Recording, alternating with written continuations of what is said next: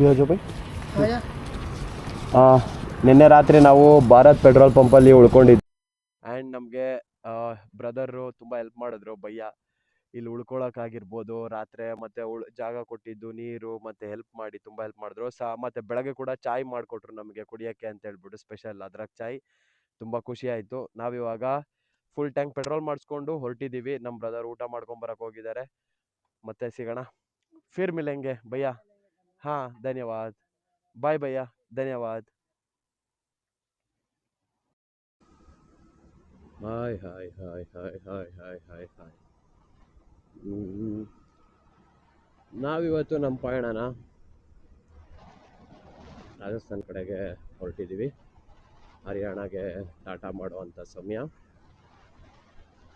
ಜನ ಖುಷಿ ಆಯಿತು ಗುರು. ನಿನ್ನೆ ಒಂದು ಧಾಬಾಗೆ ಹೋಗಿದ್ವಿ. ಧಾಬಾದಲ್ಲಿ ತುಂಬ ಒಳ್ಳೆ ಟೈಮ್ ಸ್ಪೆಂಡ್ ಮಾಡಿದ್ವಿ. ಆ್ಯಕ್ಚುಲಿ ಅಲ್ಲಿ ನಾವು ವರ್ಕರಾಗೆ ಕೆಲಸ ಮಾಡಿಬಿಟ್ವಿ. ಅದು ಇನ್ನೂ ಖುಷಿ ಆಯಿತು. ಅವ್ರು ನಮ್ಮನ್ನು ಬಡೆ ಬಾಯ್ ಅಂತ ತುಂಬ ಚೆನ್ನಾಗಿ ಮಾತಾಡ್ಸಿದ್ರು. ಅವರು ಕೂಡ ಹೊಸದಾಗಿ ಬಿಸ್ನೆಸ್ ಸ್ಟಾರ್ಟ್ ಮಾಡಿದ್ದಾರೆ. ಖುಷಿ ಆಗಿದ್ದ ವಿಷಯ ಏನಂದರೆ ನಾವು ಹೇಳಿದಂಥ ಒಂದೊಂದು ಇನ್ಪುಟ್ನು ಅವರು ತಲೆಯಲ್ಲಿ ಇಟ್ಕೊಂಡು ಅದನ್ನು ಇಂಪ್ಲಿಮೆಂಟ್ ಮಾಡ್ತಾಯಿದ್ರು.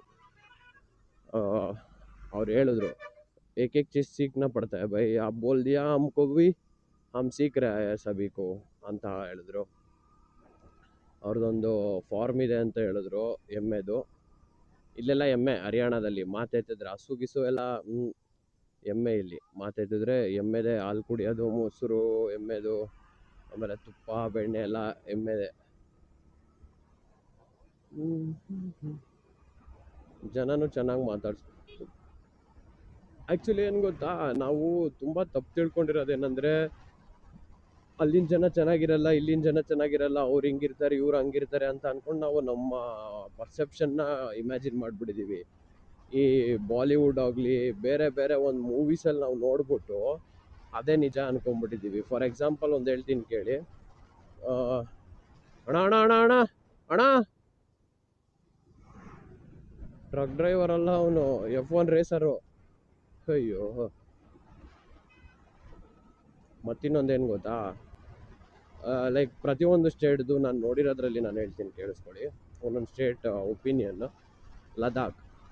ಲದಾಖಲ್ಲಿ ನೀವು ನಮ್ಮ ಮೈಂಡ್ ಸೆಟ್ ಅಂದರೆ ಫುಲ್ಲು ಬ್ಲೇಡ್ ಗುರು. ಅಲ್ಲಿ ಹೋದರೆ ಡಬಲ್ ರೇಟು, ಊಟ ತಿಂಡಿಗೆಲ್ಲ ಜನ ಹಂಗೆ ದುಡ್ಡು ಸುರಿಬೇಕು, ಜನ ಬರೀ ದುಡ್ಡು ಅಂತಿರ್ತಾರೆ ಅಂತಿತ್ತು.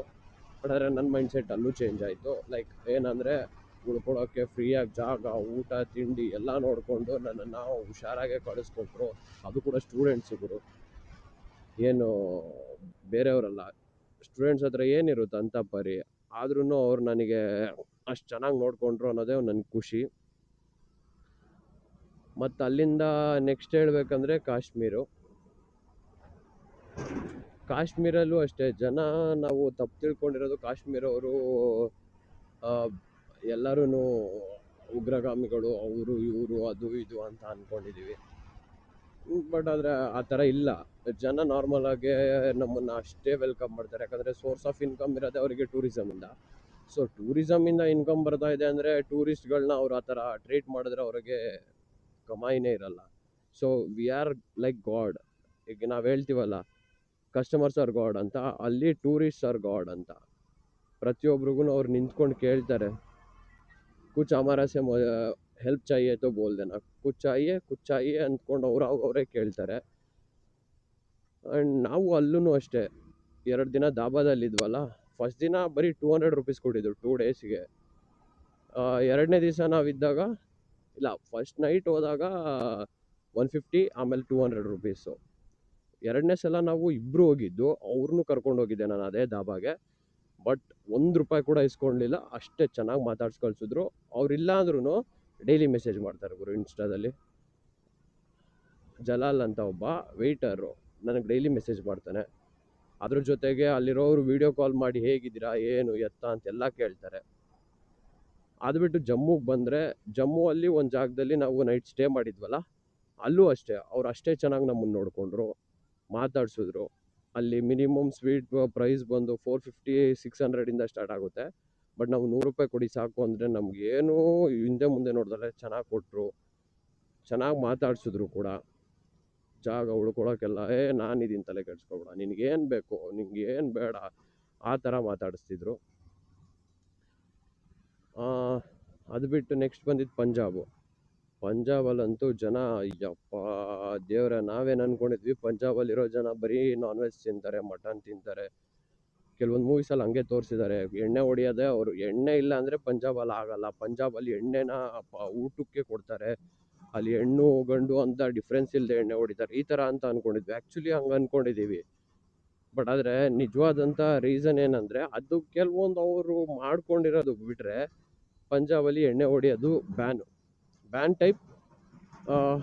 ಅಲ್ಲಿ ಅವರು ಗುರುದ್ವಾರ ಹೋಗೋರು ಯಾರೂ ಎಣ್ಣೆ ಹೊಡಿಬಾರ್ದು, ಸಿಗರೇಟು ತಂಬಾಕು ಇದೆಲ್ಲ ಏನೂ ಹಾಕಬಾರ್ದು ಅಂತ. ಮತ್ತು ಅವ್ರು ಬಂದು ಹೇಗೆ ಮಾತಾಡಿಸ್ತಾರೆ ಅಂದರೆ, ನಮ್ಮನ್ನು ನೋಡಿದ್ರೆ ಒಂದು ಆ ಎಕ್ಸೈಟ್ಮೆಂಟ್ ಇದೆ. ಅಲ್ಲೇನವರಿಗೆ ಟೂರಿಸಮಿಂದ ದುಡ್ಡು ಆ ಥರ ಏನಿಲ್ಲ, ಅವ್ರು ತುಂಬಾ ರಿಚ್ ಇದ್ದಾರೆ ಎಲ್ಲರೂ ಪಂಜಾಬಲ್ಲಿ. In the note of money, heart, both. ಅದು ಬಿಟ್ಟು ನೆಕ್ಸ್ಟ್ ನಾವು ನೋಡೋಕೆ ಹೋದರೆ, ನೆನ್ನೆ ನಾವು ಉಳ್ಕೊಂಡಿದ್ದು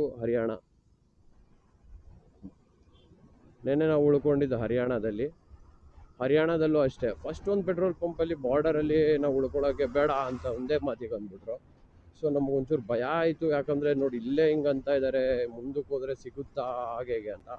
ಬಟ್ ಆದರೆ ಅವ್ರು ಒಂದು ಚೂರು ಹಿಂದೆ ಮುಂದೆ ನೋಡಿದ್ರೆ, ಹಾಂ ಬೈ ಲಗಾಲು, ಆಪ್ಕಿ ಮರ್ಜಿ, ಕಹಿ ಪೇ ಬಿ ಲಗಾಲು, ಆಪ್ಕು ಚಾಹಿಯೇ ತೋ ಬೋಲ್ದೇನಾ ಅಂತೇಳಿ, ಊಟ ಬೇಕಾ, ಟೀ ಕಾಫಿ ಏನು ಬೇಕು ಎಲ್ಲ ಕೇಳಿದ್ರು ಗುರು.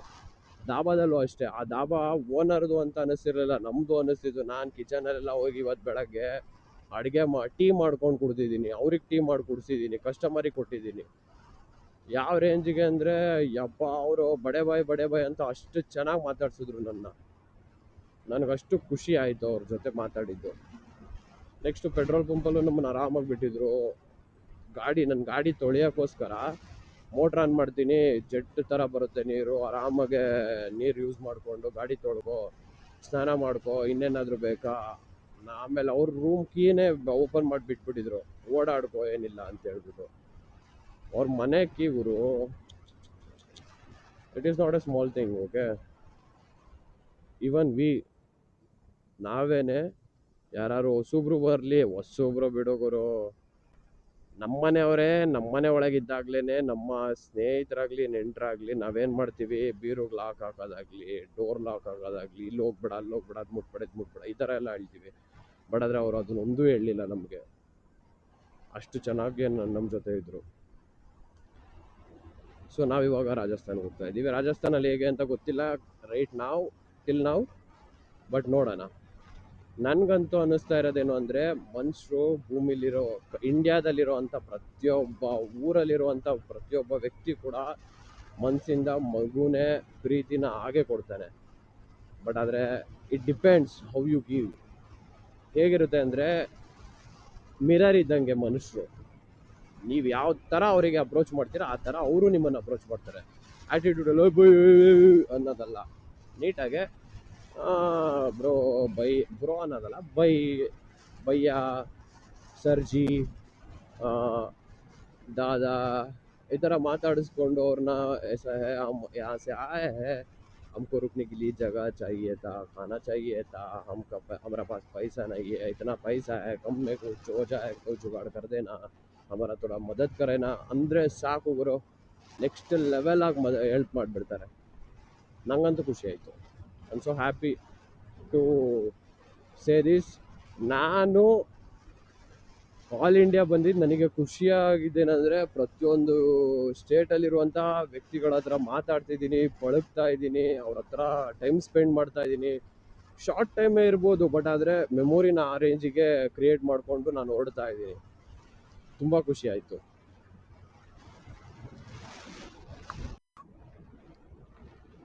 ನಮಗೆ ಒಂದು ಆಪ್ಷನ್ ಇತ್ತು. ಫುಲ್ಲು ನಾವು ಸ್ಟೇಟ್ ಟು ಸ್ಟೇಟ್ ಹೈವೇ ಅಲ್ಲೇ ಹೋಗ್ಬೋದಿತ್ತು, ನ್ಯಾಷನಲ್ ಹೈವೇ ಅಲ್ಲಿ. ಬಟ್ ನಾವು ಚೂಸ್ ಮಾಡಿರೋದು ಒಳಗಡೆಯಿಂದ ಯಾವ್ಯಾವ ರೂಟ್ ಹೋಗುತ್ತೆ ಅಲ್ಲಿ ಹೋಗಬೇಕು ಅಂತ ಹೇಳ್ಬಿಟ್ಟು. ರೀಸನ್ ಇಷ್ಟೇ, ಹೈವೇ ಎಲ್ಲ ಕಡೆನೂ ಹೋಗ್ತೀವಿ, ಹೈವೇಲಿ ಏನು ಅಂತ ಪರಿ ಡಿಫ್ರೆನ್ಸ್ ಕಾಣಿಸಲ್ಲ. ಸೊ ನಾವು ಬಂದಿರೋದು ಎಕ್ಸ್ಪ್ಲೋರ್ ಮಾಡೋಕ್ಕೆ ಆ್ಯಂಡ್ ಎಕ್ಸ್ಪ್ಲೈನ್ ಮಾಡೋಕ್ಕೆ. ಹಾಗಾಗಿ ನಾವು ನಮ್ಮ ದಾರಿಯನ್ನು ಆದಷ್ಟು ಸಿಟಿ ಒಳಗಡೆಗಿಂತ ಈ ಹಳ್ಳಿ ಪಳ್ಳಿ ಅಲ್ಲಿನ ಊರು ಲೋಕಲ್ಲು ಈ ಥರ ಹೋಗ್ತಾ ಇದ್ದೀವಿ. ಎಲ್ಲ ನಾವು ಸ್ಟೇ ಮಾಡ್ತಾ ಇರೋದ್ರಿಂದ ಹಿಡಿದು ಎಲ್ಲ ಉಳ್ಕೋತಾ ಇರೋದು ಎಲ್ಲನೂ ಅಲ್ಲೇ ಅದೇ ಥರ ಇದೆ. ಇವತ್ತು ನಮ್ಮ ಟಾಪಿಕ್ ಬಂದು ಏನಂದರೆ,